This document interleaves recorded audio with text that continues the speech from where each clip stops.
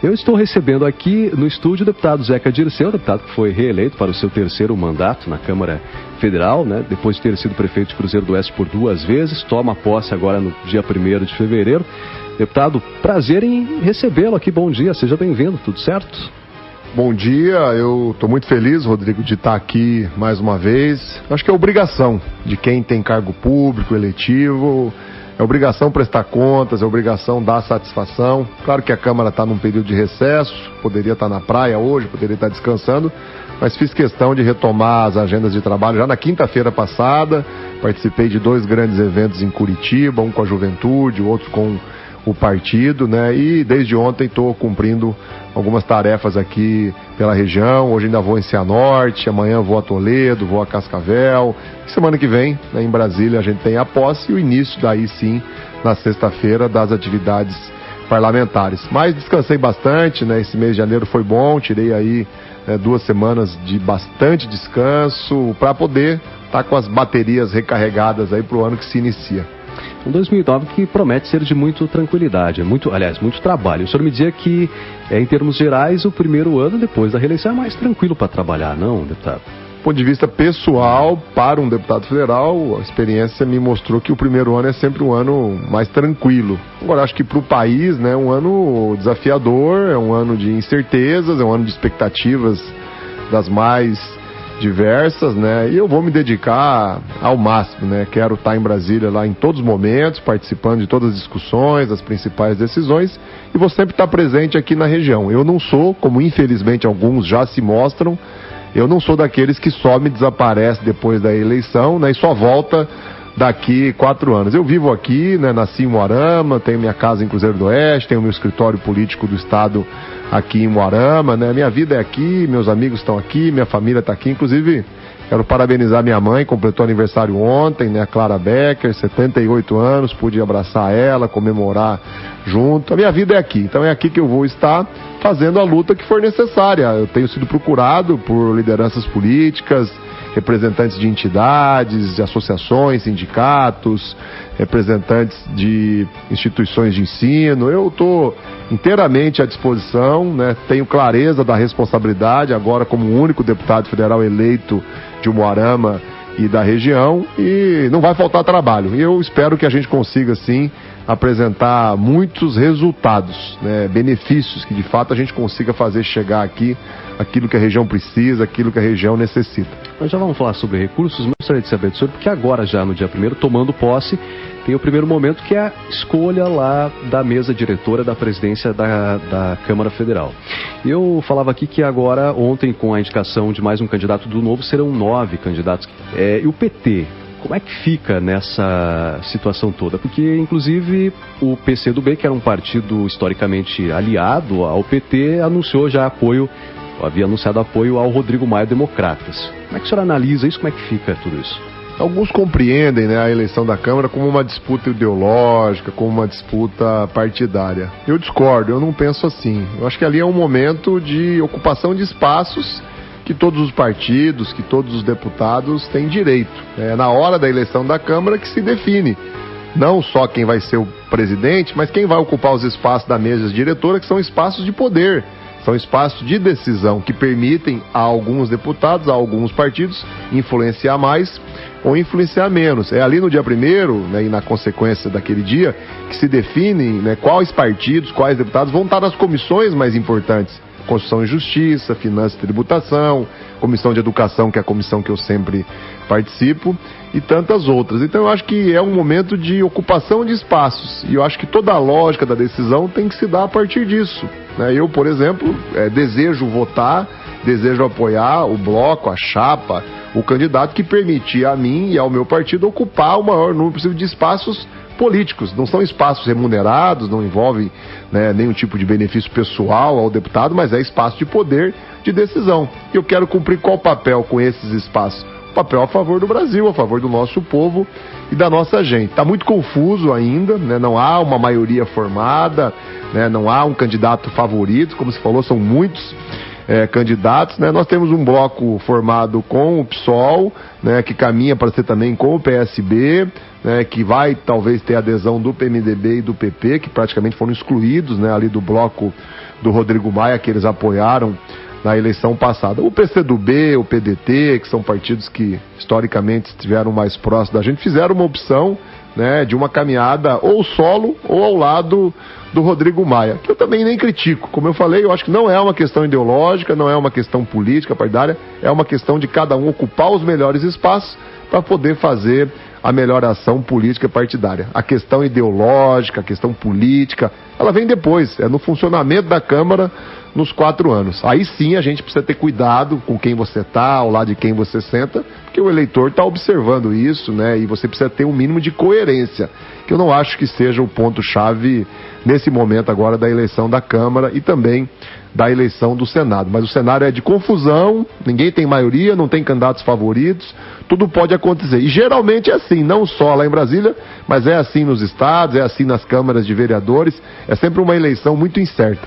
O senhor pretende permanecer na Comissão de Educação? Sim, o meu partido já pediu, né, o meu desejo, a minha vontade, eu já disse que quero continuar na Comissão de Educação, quero continuar na Comissão de Constituição e Justiça, que é uma comissão que decide praticamente todos os temas que passam ali pelas comissões. Antes de ir a plenário, tem que ir para a Comissão de Constituição e Justiça, e vou assumir uma tarefa nova, pelo menos estou pedindo isso ao meu partido esse ano, que é a Comissão de Relações Exteriores, né, Relações Internacionais, que eu acho que é um tema que vai ter muita importância pelo momento político do país. Eu tenho sido procurado por empresários, agricultores, estão muito preocupados, né, com as declarações do presidente eleito, com as primeiras medidas de governo, enquanto que isso mexe com o comércio exterior, com a relação de venda e compra, né, do Brasil com o mundo, que acaba impactando nos empregos aqui.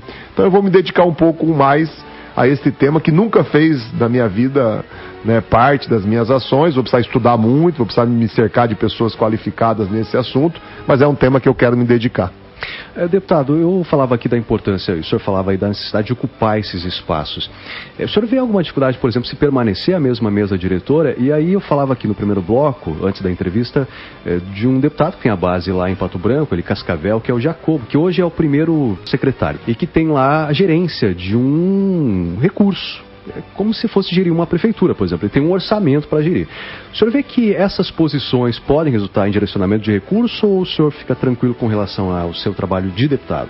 Olha, eu gostaria de ser presidente da Câmara, né? Eu gostaria de ter um aliado, um amigo meu, um companheiro de partido presidindo a Câmara. Mas aí não é uma questão de desejo, né? Ali vale a maioria.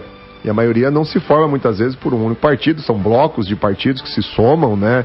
E quem tem mais deputados naquele bloco acaba ocupando os melhores espaços. Então, difícil a gente ter um desejo, né? Ter uma vontade, né? Até porque, como eu falei, se fosse do meu desejo, eu queria ser o presidente da Câmara, que você tem um poder imenso, você tem uma capacidade grande de articulação política, ou queria que alguém muito próximo meu o fosse, o que não me parece provável. Nós não temos hoje lá uma maioria para impor essa decisão. Eu já fui deputado, Rodrigo, em momentos que o PT presidia a Câmara dos Deputados, já foi um momento em que o PMDB presidia a Câmara dos Deputados, aliado conosco, em outros momentos, como foi no momento do Cunha, tratando nós como inimigos, né, número 1, vivia esse período do Rodrigo Maia, que foi um período mais equilibrado. Não acho que isso seja fator decisivo, né, para a minha atuação política, para os interesses aqui de Umuarama, Cruzeiro do Oeste, da região, né. Acho que isso não é um fator determinante para a minha luta, por exemplo, em defesa da educação pública, de qualidade,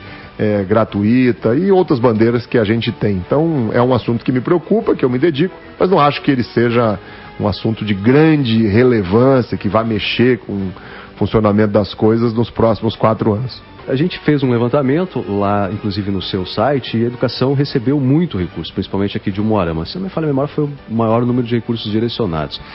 Já nesse começo do ano eu sei que tem 125 mil, está na conta da prefeitura, é uma articulação sua, não? Para que vai ser usado esse dinheiro? Tenho me dedicado a isso em relação a Umuarama, Cruzeiro do Oeste e a várias outras cidades aqui da região. Sempre que sou demandado, sempre que percebo a necessidade, né, a gente teve alguns atrasos no pagamento de recursos de obras que estão em execução, né, ao longo do ano passado. Havia uma preocupação muito grande após as eleições, né? Como é que as coisas iam acontecer?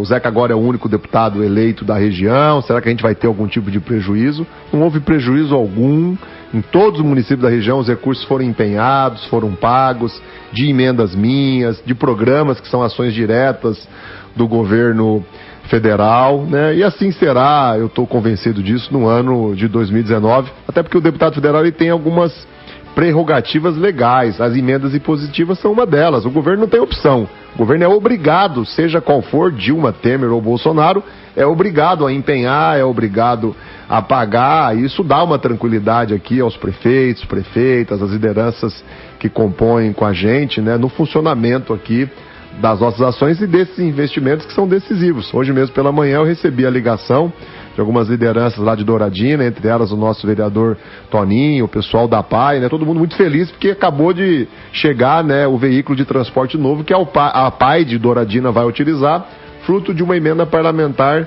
da minha autoria. Vai ter rodeio em Douradina agora nas primeiras semanas de fevereiro, estou até convidado, né, a ir lá para entregar esse veículo. Então eu quero dar essa garantia à população aqui de Umuarama, Cruzeiro e região, né, passar essa mensagem de tranquilidade, né, a região não vai ter nenhum tipo de prejuízo diante das mudanças políticas que foram resultados da eleição de outubro, com alguns eleitos, com outros não eleitos, né, com mudanças, né, na composição de governo do estado, de governo federal. Eu tenho esse desafio e essa convicção. Nossa região não terá prejuízo algum, nós vamos continuar apresentando aí resultados que mexam com a vida aqui de cada um, de cada cidade, de cada segmento da nossa região. Estão conversando ao vivo nesse momento com o deputado Zeca Dirceu. Se você tem alguma pergunta, pode enviar para a gente lá no nosso WhatsApp, 998219001, o deputado responde aqui. O deputado, tem várias construções importantes aqui em Umuarama, inclusive na área da saúde, né? Tem um PA que está sendo construído aí, eu sei que tem verbas suas também, não? Recursos aí, né? Teve uma emenda que foi paga no ano passado, me lembro bem que uma única emenda, né, trouxe aqui para o Umuarama R$500 mil, um volume grande de investimento também para custeio na área da saúde lá para Cruzeiro do Oeste e várias outras regiões, né. A área da saúde, eu todos os anos tenho esse cuidado, é a área que eu mais destino recursos. Nós temos aqui a OPECAM, temos os demais hospitais de Umuarama e da região, né? Então o custeio na área da saúde ele tem um valor muito grande porque é o que faz o atendimento do dia a dia para o cidadão ter condições de acontecer e de funcionar. Então todos os anos, e vai ser assim em 2019, já quero anunciar isso, a maior parte das minhas emendas eu tenho destinado para a área da saúde e dessa parte da saúde a maior parte também para o custeio, para o pagamento das despesas do dia a dia, que é o que garante a compra de medicamentos, a contratação de exames, consultas, procedimentos e muitas vezes o apoio até aos hospitais aqui da região e do nosso estado, que muitos deles, todos os anos, têm recebido também emendas de minha autoria. Tem deputado que não gosta de fazer emenda de custeio, porque não é uma emenda que aparece, não vira um veículo, não vira uma construção, um prédio, mas eu fui prefeito, eu sei o quanto isso faz a diferença, eu sei que é isso que de fato impacta na vida do cidadão. Olha, nós temos problemas sérios ainda, muito embora essa verba que o senhor tem destinado aí, mas com relação a várias consultas, exames, especialidades que estão represadas, né?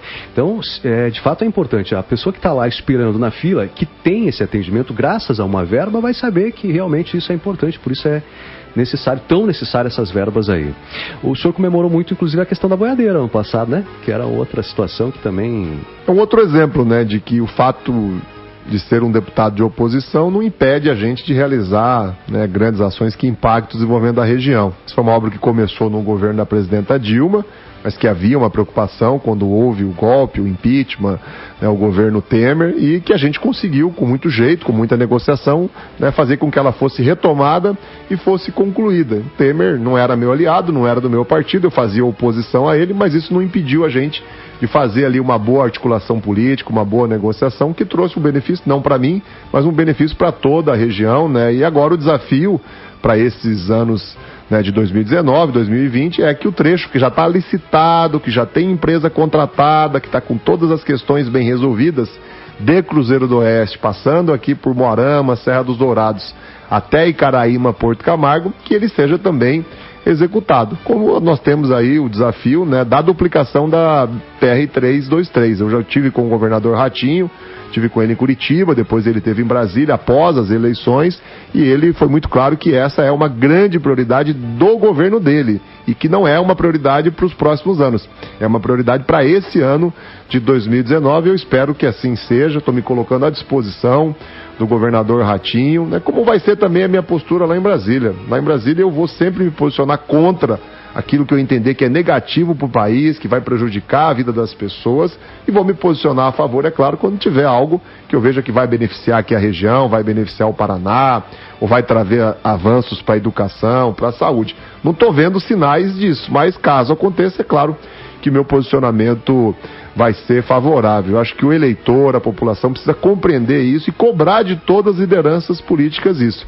É hora de deixar, né, as questões políticas, partidárias, eleitorais, ideológicas de lado e cuidar do Brasil. Eu tenho visto algumas declarações, alguns pronunciamentos, inclusive do presidente da República, né, muito ideológico, muito carregado de ódio, de raiva, de disputa política. A eleição acabou em outubro, não deveria ser assim. Eu fui prefeito, Rodrigo, 2 vezes lá em Cruzeiro do Oeste, nunca fiquei agredindo meus adversários, nunca fiquei tripudiando em relação a quem eu derrotei nas eleições. Eu fui cuidar da saúde, fui apresentar soluções para a educação, fui pensar em políticas de geração, emprego e renda.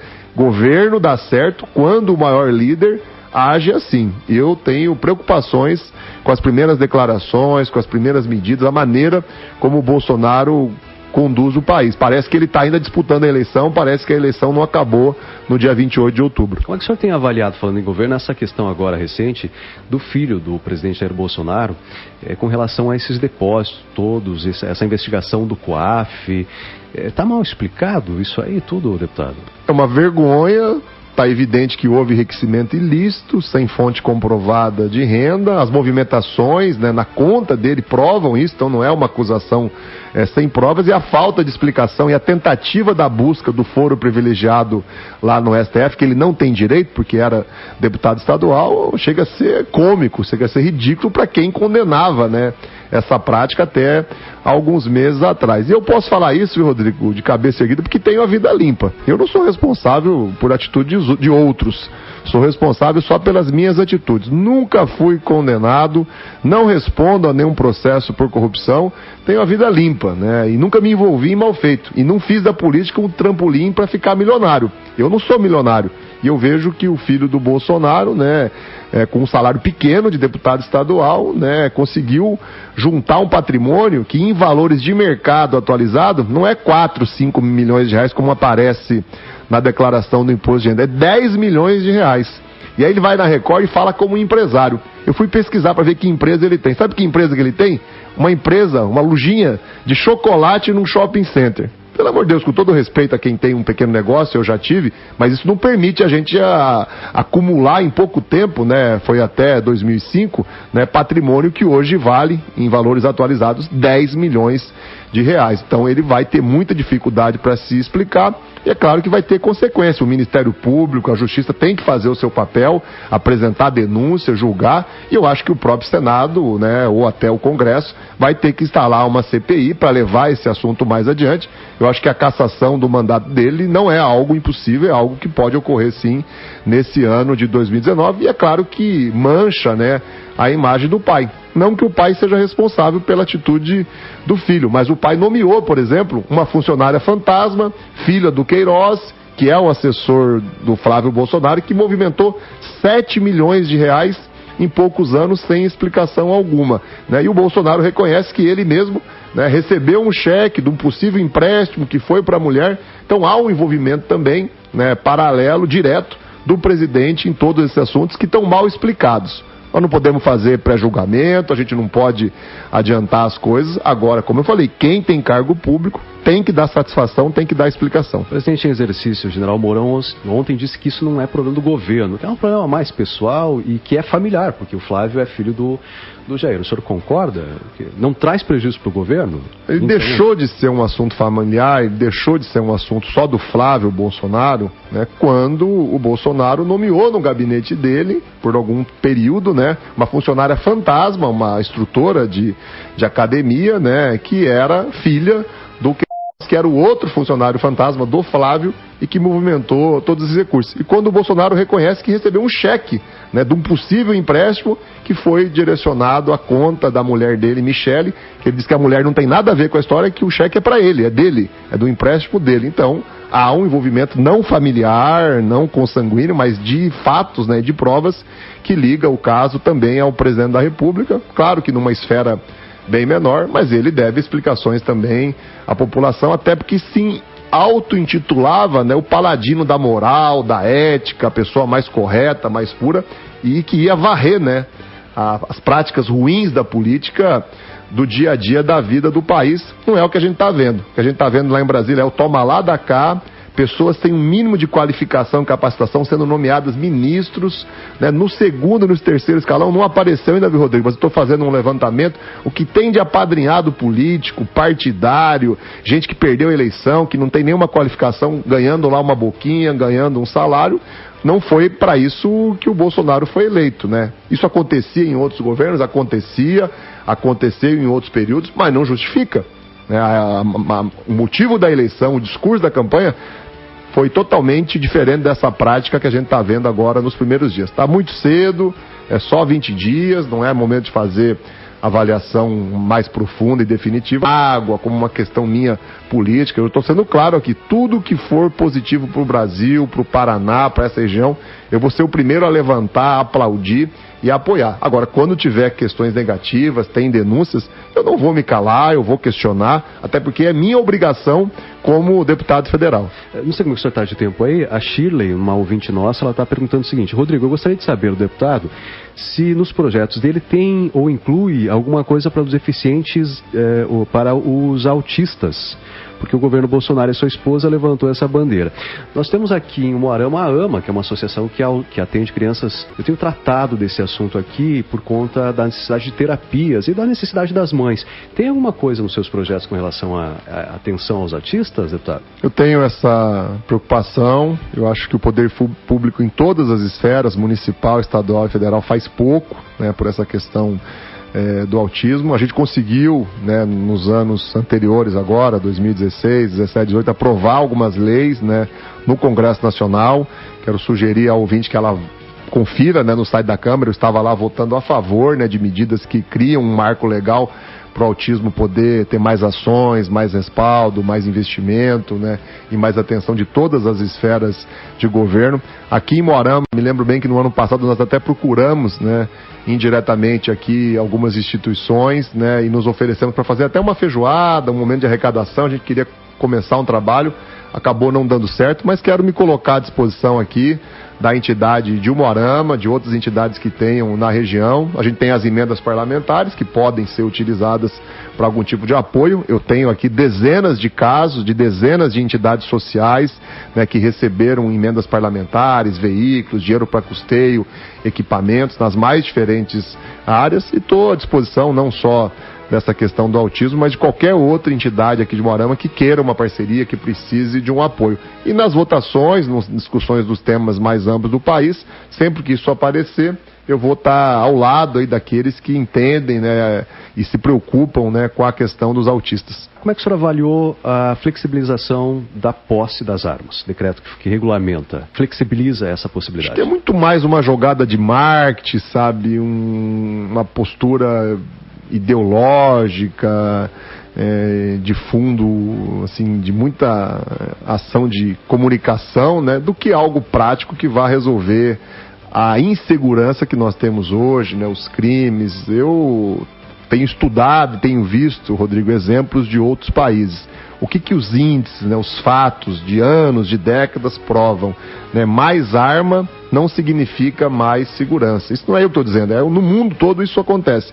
Mais arma não significa mais segurança. Mais arma, na história do mundo, inclusive na história recente do Brasil, sempre significou mais mortes, mais violência, inclusive suicídios, né, inclusive situações lá de uma criança pegar uma arma e acabar matando alguém, né, tragédias, coisas do acaso. Então não acho que essa é a solução para o nosso país. O país precisa parar de entregar dinheiro para quem vive da especulação financeira, dos juros, né, parar de entregar dinheiro para os bancos, parar de ter uma política econômica tão conservadora e usar o orçamento, os impostos que cada brasileiro paga para de fato investir no que é estratégico. Segurança pública é algo estratégico, a gente precisa de mais policiais nas ruas, a gente precisa de mais ações preventivas, né, e problema de segurança, a gente sabe, só se avança mesmo quando a gente tem políticas de educação amplas, a história dos outros países do mundo comprova isso, e políticas econômicas que dê oportunidade de emprego, de trabalho, de renda, né, para a maioria do nosso povo e da nossa gente. Se alguém pegar os índices de morte, de assalto, de sequestro, né, e comparar com os índices econômicos, né, as curvas sempre se coincidem. Quando a situação econômica do país melhora, diminui a violência, diminui os assaltos, diminui os sequestros, diminui o crime. Quando a situação econômica do país piora, aumenta os assaltos. Isso aí é estatístico, é histórico. Então não é armando as pessoas, que não vai armar só o cidadão de bem, vai armar os maus elementos, que a gente vai resolver os problemas de segurança. E não acho esse um tema preponderante. Eu estou mais preocupado com a educação, estou mais preocupado com a saúde, estou mais preocupado com a política econômica que vai ser implementada, com a retirada de direitos, porque é isso que mexe mesmo com a vida da população. Eu acho que essa história de armas é mais para distrair as pessoas, como são as questões de costumes, todas essas polêmicas que são levantadas, né? É mais para distrair as pessoas com temas que não são tão preponderantes, e aí as pessoas talvez não observarem, né? Estão vendendo aí a Embraer a preço de banana, daqui a pouco estão vendendo a Petrobras a preço de banana, em negociatas, em esquemas de corrupção pelo mundo afora. Então eu acho que é para tirar do foco aquilo que é importante. O meu papel vai ser trazer para o foco, para o debate, o que é importante. Quando tiver um corte em algum programa da educação, quando fizerem o que fizerem com mais médicos, que é um crime, que é uma coisa horrível, que é um retrocesso sem tamanho, eu vou estar lá pronto para ficar do lado do povo, para denunciar e cobrar soluções. Essa reforma da Previdência que está sendo discutida aí, é o caminho ou precisa discutir mais, deputado? A impressão que eu tenho é que é uma reforma da Previdência pior do que a do Temer. E a do Temer era trágica, então ela acaba com qualquer possibilidade de qualquer um que está nos ouvindo no futuro se aposentar com dignidade. Como eu falei, não é uma questão partidária, não é uma questão ideológica. Eu vou ser contra por cumprir o meu papel de defender o interesse da maioria do nosso povo, da nossa gente, de quem trabalha, de quem produz e de quem no futuro vai precisar de uma aposentadoria digna para sobreviver. Então eu já, pelo que eu estou vendo, né, nas primeiras movimentações, percebo que essa proposta que vai vir, não é nem do Bolsonaro, é do Paulo Guedes, parece que é ele que manda no governo, né, vai ser pior do que a do Temer. O que precisa levar em conta, rapidamente, para a gente finalizar? Sobre a reforma da Previdência. Reforma da Previdência, tem que começar acabando com os privilégios, ela tem que começar acabando com a sonegação, com aqueles que não pagam, não contribuem a sua parcela ao INSS, como é o caso dos bancos da maior parte de todo o nosso país. E não começar do coitadinho, do pobre coitado, que é trabalhador, que é assalariado, ou que é servidor público, muitas vezes ganhando aí, né, um salário que não é digno, né? Então tá errado começar cortando dos mais fracos e não mexendo com os privilégios, não mexendo com a sonegação, que é o grande problema da Previdência Pública. Então, quando tiver uma proposta assim, e eu tenho cobrado inclusive do meu partido que a gente apresente alguma proposta nesse sentido, aí sim eu vou ser a favor, porque eu acho que tem algumas coisas sim na Previdência que precisam ser ajustadas. Obrigado pela participação, deputado. Seja sempre bem-vindo. Eu agradeço, Rodrigo, deixar um abraço aos ouvintes, colocar o meu site aí à disposição de todos, www.zecadirceu.com.br. Eu tenho perfil também, né, no Instagram, no Facebook, no Twitter. Se alguém tiver questionamentos, quiser interagir, como eu disse, não sou daqueles que some e desaparece depois da eleição e vou continuar cumprindo o meu papel de representante legítimo, que nasceu, que vive aqui até hoje, dessa região, que eu tenho muita gratidão porque me permitiu, por 3 vezes, né, consecutivas, exercer, né, esse mandato que começa agora, dia 1º de fevereiro, de deputado federal, que é algo que me honra muito. Jamais vou envergonhar alguém e vou continuar lá cumprindo meu papel de seriedade, de trabalho e de realização. Conversei com o deputado Zeca Dirceu, que assume o 3º mandato, posse do dia 1º, né, falando sobre política, falando sobre demandas de recursos e comprometendo aqui com a região, com a cidade de Umuarama e também, é claro, prestando contas do trabalho que é extremamente importante, o trabalho realizado. Essa entrevista depois estará no nosso site na internet, biancafm.com.br, também no Facebook.